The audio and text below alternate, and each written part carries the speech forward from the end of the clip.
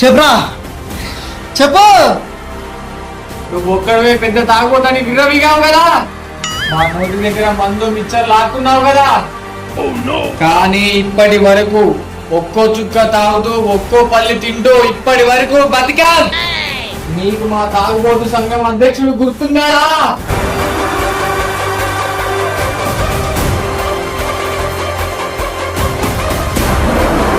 మా నాయకుడు